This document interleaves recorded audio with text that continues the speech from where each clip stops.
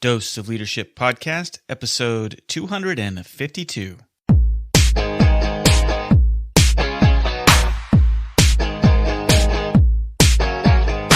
Welcome to another episode of the Dose of Leadership Podcast, the show that brings you inspiring and educational interviews with today's most relevant and motivating leaders. Each episode is dedicated to highlight real-life leadership and influence experts who dedicate their lives to the pursuit of the truth, common sense, and courageous leadership. And now, here's your host, Richard Ryerson. On the morning of September 11th, 2001, at 6 a.m., my father dropped me off at the Wichita airport for me to catch a 7 a.m. flight going direct from Wichita to Dallas-Fort Worth. Again, the plane was to take off at 7 and get me in Dallas by 8 a.m. Central Time. You see, this was my first official day as a fully qualified pilot at American Airlines. I just got off active duty with the Marine Corps, spent 10 years active duty as a pilot and an officer in the Marine Corps from 1991 to 2001. I got out in June of 2001 when American Airlines hired me. And it was like I won the lottery ticket. I mean, I've been actively pursuing this job at American for 18 months or so. It's hard to get in, but the airlines were hiring like crazy. And it was literally like you winning the lottery ticket because the airlines were making money hand over fist. They needed pilots. They at the time, they didn't have enough demand to fill, or enough pilots in the military to fill the demand that they were forecasting. And it was such a great feeling and an exciting time. And so I did all my training through that summer of 2001, excited about what the future was bringing. And I did my check ride, my final check ride, and got signed off on September 8th, 2001. I was living in Wichita, based in Dallas, and I had a few days off after my check ride. And September 11th was the morning. I was to report at Dallas-Fort Worth by noon. So that's why you found me as a deadheaded employee getting on that 7 a.m. flight to Dallas. And we took off normal and landed at Dallas-Fort Worth at 8 a.m. Central Time. And if you remember from that day, the timeline of September 11th, 7:46 Central Time was when the first plane hit the first tower in New York City. And then 8:03 a.m. Central Time was when the second plane hit the tower. So we landed at Dallas-Fort Worth right at 8 o'clock on time. As we were taxiing in, and it's quite a long taxi in Dallas, the captain came on over the PA and said, "Ladies and gentlemen, I apologize for the delay, but they've closed the airspace and they're not letting anybody into or out of the gates. So they got to find a new gate for us. I will get you to the gate as soon as possible." So we dilly-dallied around and we finally pulled into a gate probably around 8:25, 8:30, if I remember correctly. And I remember there was an older couple next to me sitting across the aisle from me, and they were very anxious because they had a tight connection time. They were going to Cancun. So we finally walked out on the jet bridge into the terminal, and they were in front of me, and we both kind of looked at the terminals, and I remember the old man saying, "What is happening?" And I looked at the terminals with him, which showed the connecting flights, and literally it was coming up, canceled, canceled, canceled, canceled, canceled, canceled, as we spoke. And I'm sitting there, I'm like, man, what happened? What's going on? Right behind me was a TGI Fridays and a small television screen. And they were looking, a bunch of people around a small television screen. I saw smoke from a distance, and I asked a guy that was in the back, I said, "Hey, what happened?" And he goes, "Yeah, a small Cessna hit the tower."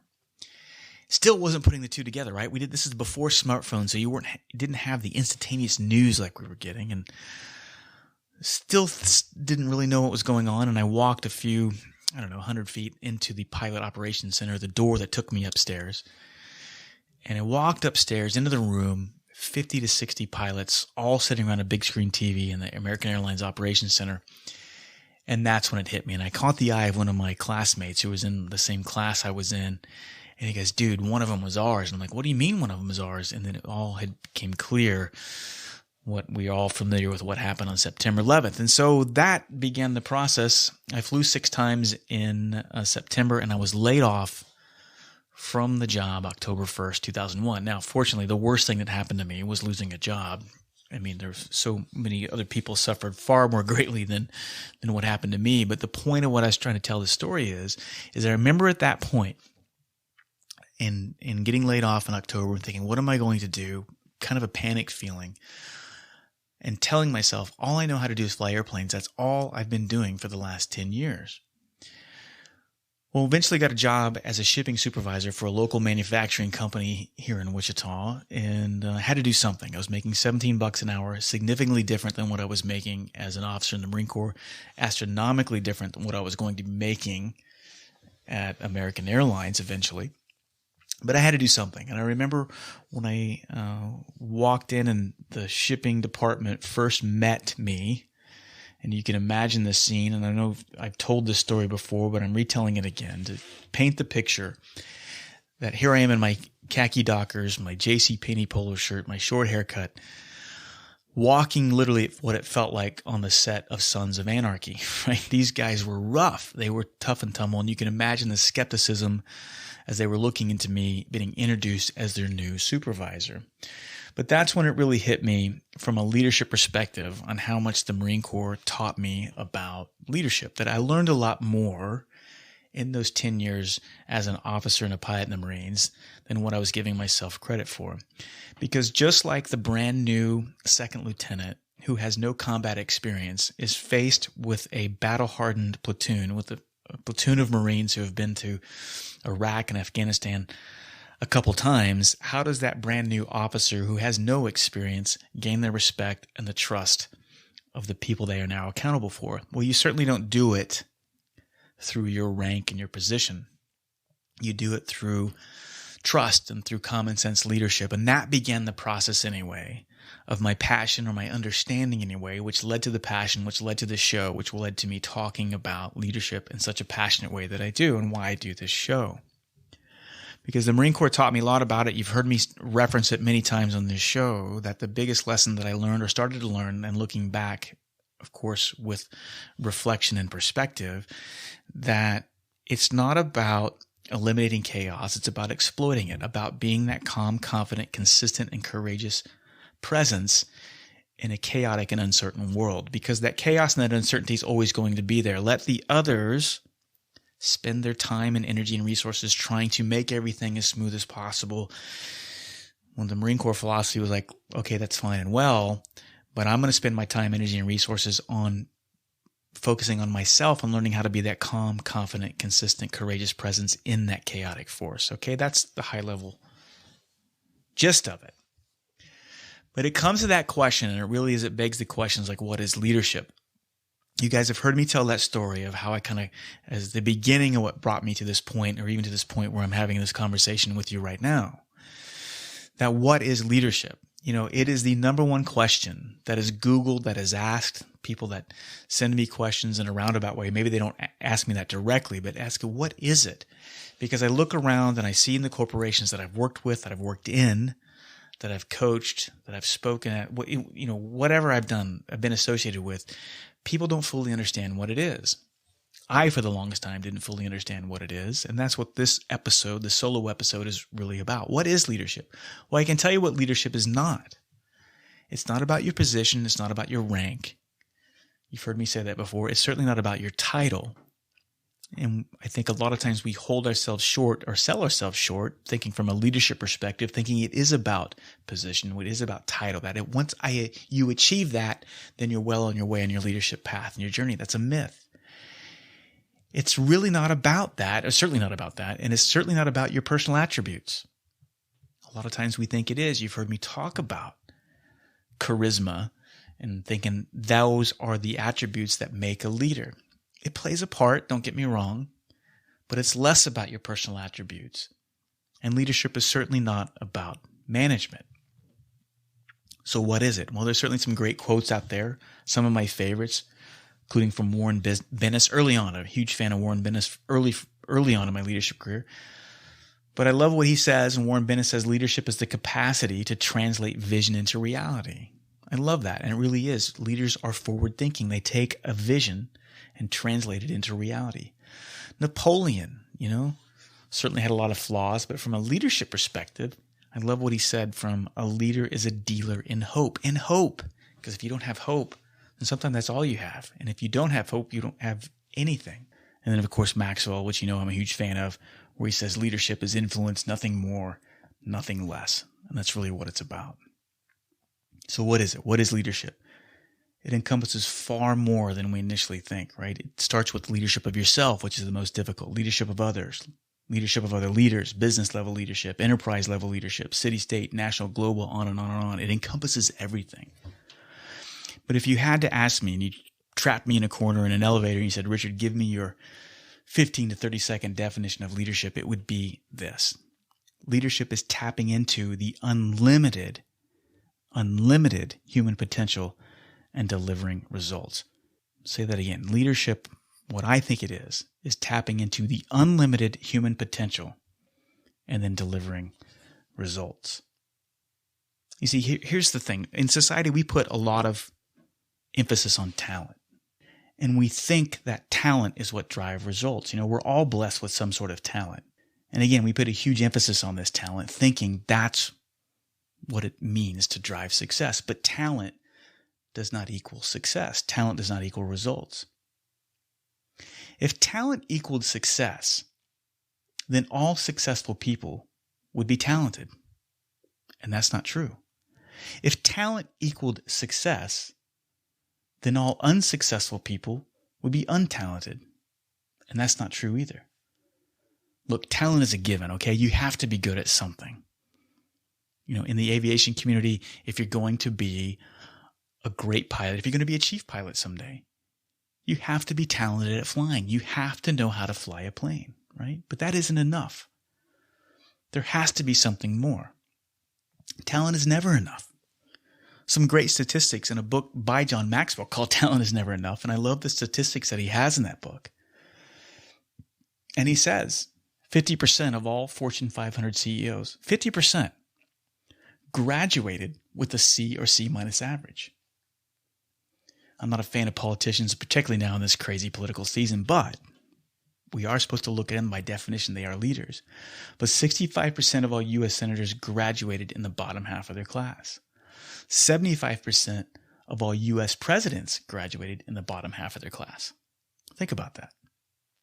My favorite statistic of all is where 50% of all millionaire entrepreneurs never finish college, if they even win at all. 50%. So you look at those statistics and you have to question. We need to re-examine our beliefs on why people become successful. Talent is a given. You got to be good at something, but you got to earn your success. There has to be something more. Because here's the truth about leadership and success. You've heard me say this at the beginning of almost every show. How well you lead determines how successful you are. How well you lead determines how successful you are. It's like this. The potential of who you're trying to be is unlimited. You have unlimited potential. I subscribe to Maslow's theory that we all have unlimited potential, or at least enough, more potential than we'll ever need in a lifetime or use. And so this potential, however, and this comes straight from Maxwell, the potential of what you're trying to lead will be capped by your own leadership ability. The reality is most people in any organization do not get assigned leadership positions because or based on their leadership ability. We don't hire people typically as leaders in an organization, put persons in a leadership position because of their leadership ability. We don't. Most people are put into leadership roles because they've been successful in some prior technical success in their previous position. They were technically astute or they were really good. I mean, we see this all the time, right? Think about organizations. I've seen this, we see this rock star accountant. Call him Billy the Bean Counter. And Billy counts beans better than anybody else. We're so impressed how Billy counts beans. We wish all the other accountants counted beans like Billy. Imagine the department, how efficient we would be from an accounting aspect if they all counted beans like Billy. So you know what? Let's make Billy the leader of all the bean counters. He's paid his dues. He's excited. He's technically and tactically proficient in counting beans. So let's put him in this role as the lead bean counter. Everybody's happy. Billy's happy. He's arriving. He's got a raise.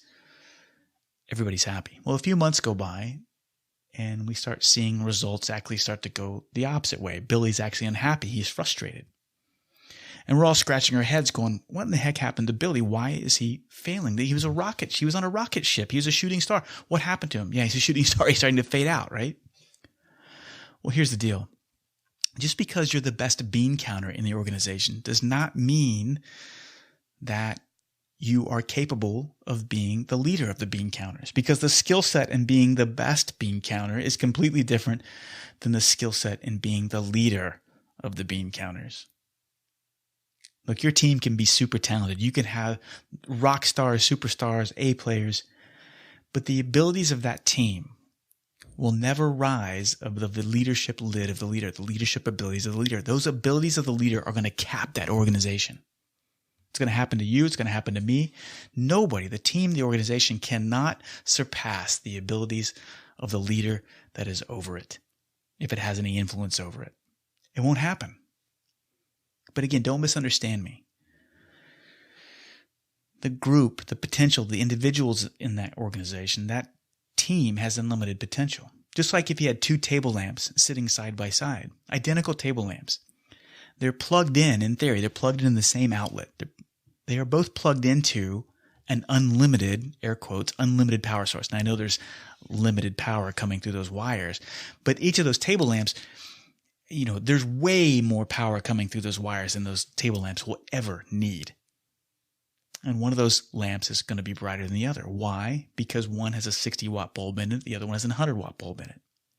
The 100-watt bulb, tapped into the same unlimited potential, is producing a brighter result. Why? It's because the 100-watt bulb is allowing more of that potential to flow through. It's the same with your leadership ability. You want to have the organization, the team, your individual efforts rise, then you have to raise the leadership ability of the leader. You got to raise the lid, as Maxwell says. So how do you raise that lid? That's the question. What do you do? How do we do it? You've heard me say it on this show time and time again. It starts with intentionality. You have to be intentional about this. It is not something that happens by accident. It is a day by day by day by day by day grind of intentionality, of the little things, the unsexy things, the things that don't get a lot of recognition, and understanding that leadership is a teachable skill. It is not something you're born with. Yes, sir, some people are more inclined or naturally adept to becoming leaders, but leadership is a teachable skill. It follows a set of laws. You learn the laws, you're going to learn how to lead, at least become a better leader. Doesn't mean you're going to be a Fortune 500 CEO, but that's not the goal. And understand that it's a lifelong process that never stops. And understand that you've got to get yourself into a growth zone. And then understand that this growth zone does not coincide with the comfort zone. They cannot exist in the same plane. So you have to be uncomfortable. You have to push yourself. But the good news is it's available to everyone. You don't have to go anywhere. You don't have to wait for anything. You don't have to sign up for anything. You don't have to pay for anything to get yourself into the growth zone. You just have to opt in. The perfect curriculum for your growth are the circumstances you find yourself in right now, listening to this podcast. The circumstances that you're in right now is the perfect opportunity and the perfect curriculum for your growth. You just have to opt in, and that's a choice. Realize that every interaction that you have with another human being is an opportunity for leadership and growth. Every single interaction. From your spouse to your kids to the cashier at the grocery store. Every interaction is an opportunity for leadership development and growth. It's about adding value to everyone and everything. All of us are capable of that. Every single one of us has somebody looking to us for influence and guidance. It's just within our choice and within our power to opt in to take advantage of it. Look, leadership is easy, so easy to understand. The principles are so basic, but they're difficult to implement because of the courage, because of the authenticity, because of the vulnerability that's required. That's the currency that you need to become a successful and influential leader. So what is leadership? It's adding value to others and having the courage to be authentic, to be transparent, and to be vulnerable. That's easy to understand, more difficult to put into play. And it starts with you stop trying to be something that you're not. Take off the mask. Stop wearing them. Stop focusing on false charisma. Stop focusing on position and title, and dedicate your life every single day to learn what it takes in every aspect of your life to be calm, to be confident, to be consistent, and to be courageous in everything that you do. That's what leadership is to me. I hope you're finding some value in Dose of Leadership. I thank you so much for hearing me out on this solo episode, a little longer than others, but I so appreciate your support for this show. It continues to grow by leaps and bounds, and it's all because of you, and I'm so appreciative. If you are finding some value in this free resource, I would appreciate your support on Patreon. I set myself up on a Patreon account. It's a great way for you to support the show. You can donate whatever you want, as little as $1 a month to up unlimited, whatever you want. But your efforts and your donation would go a long way, and I would be so appreciative. Eric Leschuk, thank you so much for your support on Dose of Leadership. I'm blessed beyond measure. Thank you for your generous support for the show and being a fan. And again, thanks for listening to the show. Reach out to me. Let me know where you're at in your leadership journey. Go to doseofleadership.com or richardryerson.com and hit me up on the contact page. And again, you can support me on Patreon at Dose of Leadership. You can see the link there and support the show. Again, thank you so much, and I'll see you next episode. Richard invites you to become a part of the Dose of Leadership community. Visit doseofleadership.com and sign up to receive his free Common Sense Leadership ebook, a guide that highlights how all of us can learn to become calm, confident, consistent, and courageous in all aspects of our lives. Richard is also available as a speaker for your next event. Richard specializes in practical leadership and change management. He has a philosophy of inspiring everyone to think and act like a leader, which is based on timeless natural principles and common sense. You can get more info by visiting doseofleadership.com.